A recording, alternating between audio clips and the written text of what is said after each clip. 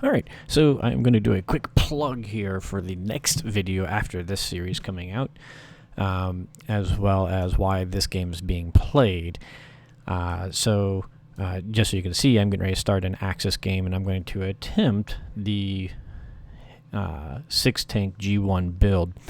I hesitate calling it a German tank rush, although that's what it is commonly called.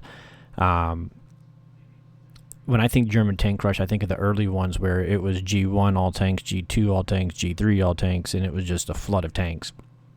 And that got dispelled by Allies fairly quickly. This variation is, to the best of my knowledge, I've not done it and I have not fully studied it, so take this for what it is, but Marius has really made this mainstream and displayed it in the Discord channel. And if y'all haven't seen Marius in the ranked, then you haven't been playing ranked, because he's been top 10 Axis player for the last, well, counting season 12, I think it's been 4 or 5 seasons. Looking back at my notes, I see season 8 he was number 4, season 9 number 5, season 10 number 1, season 11 number 2, and this current season he's in the top 10. So he's done very well with it, and from what I've seen, it's a tank rush build 1, and then you start coming in with the other infantry. It's for a fast, aggressive early gain to get an economic advantage and then hold that as Axis.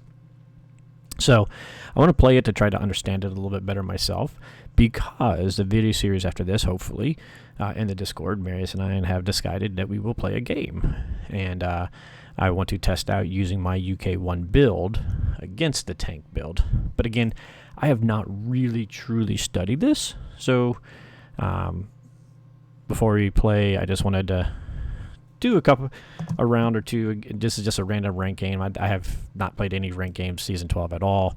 I'll probably bust out, and this is a placement game, so no idea what to expect. And so already I'm seeing some weird stuff here. 8 infantry, so a little bit of a different buy there, buying the artillery. He must have saved some money, right? Yeah, must have saved a little bit of money. Let's see, that's a 12-9, so Ukraine must have either retreated or not gone well.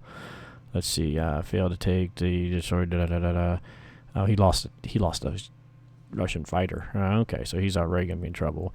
But he only lost 1 infantry in West Russia, so West Russia went well for him. So, all right. And I don't even know, Mary's made. I don't know what the response to this is exactly, but it looks like we should probably just go ahead and stack Ukraine rather than worrying about training it, right? In this particular case. So, anyways, we'll see. We're gonna build the tanks, and as I've seen, he's been doing an infantry down in Italy, so I'm just gonna go with that as my build. I think he's done artillery in the past too there, but. Well, okay, no, he actually just left this open for me to go ahead and take a shot at as well. So, interesting. Okay, so yeah, so we'll go ahead and do... Normally he's bringing the AA up, but...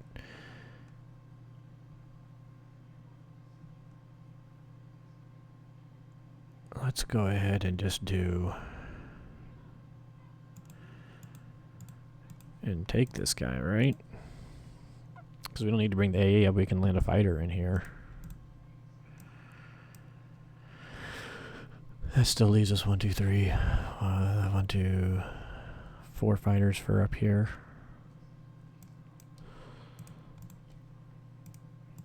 It's been a while since I played Axis. I'm not sure what to do with my favorable advantage there that I got.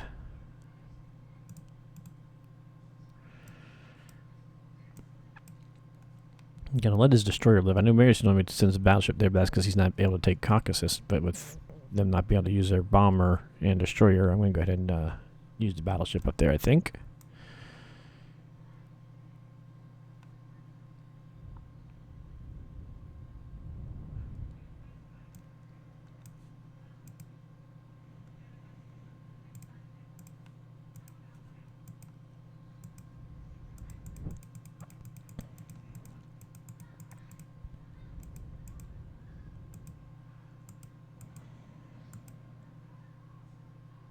probably should have counted because I think I'm going to need more than one fighter in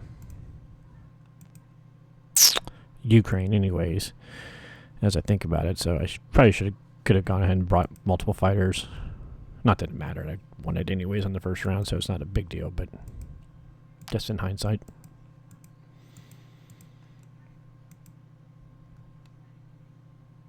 Ah.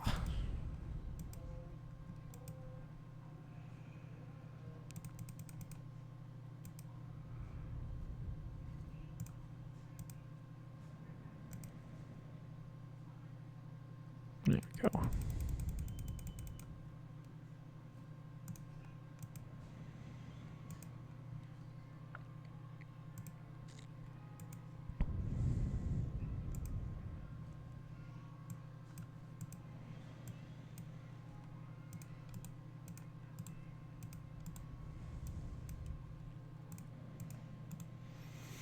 All right, so he's going to have what? 10, 11, 12, 13, 14 units that can attack me. So we've got 1, 3, 4, 5, 6, 7, 8, 9, 10. With a lot of valuable ones in there. Let's go 11, 12 at the very least. Let's go ahead and, what if we did, I'm just going to throw this in as a,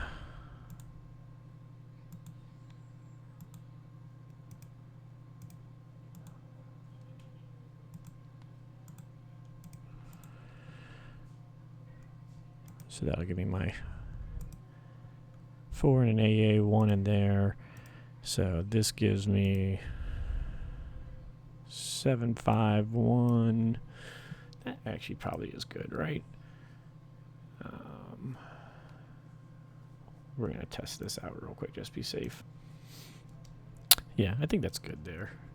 And, oops. I'm going to bring the rest of the tanks on into here. I think we're going to go ahead and move our fighters on over to here. Move that AA and him up. Bring them guys back. I'm going over. I think we want going that direction. And that gives me 4. 2 entry 4, and that guy, I feel like that's pretty good. Oh, we need to move these guys, don't we? Move him up that way.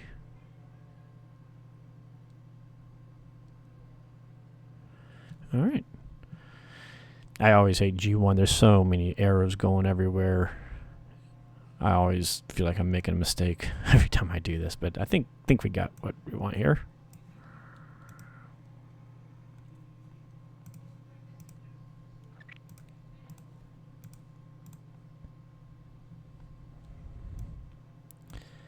So there we go. We'll see what he does. I believe, you know, I just looked up, I've only looked at one of the games. It was a very lopsided game that dice-wise and whatnot. But on G1, Marius did put an AA and a fighter here, which I like that because as allies, with how I just set it up, I like to have that bomber for UK come through, especially since I didn't have any survivors here. Have that UK bomber come through, take him out, blitz that tank through, put a Russian infantry there, and cut off Karelia. And then we can just push in and take Karelia heavy, although that does give him the option to come down this direction and take Caucasus and stack it real easily, and we're up in Karelia at that point. So, I don't know if that's what I would do if I was allies anyways, but interesting, he put a fighter AA there, so blitzing a tank, and you know, if you'd had the fighter here, you could do tank fighter, but tank fighter versus fighter AA actually is probably not a very good battle. So it prevents that little cutoff that I generally like to do. Anyways, there we go.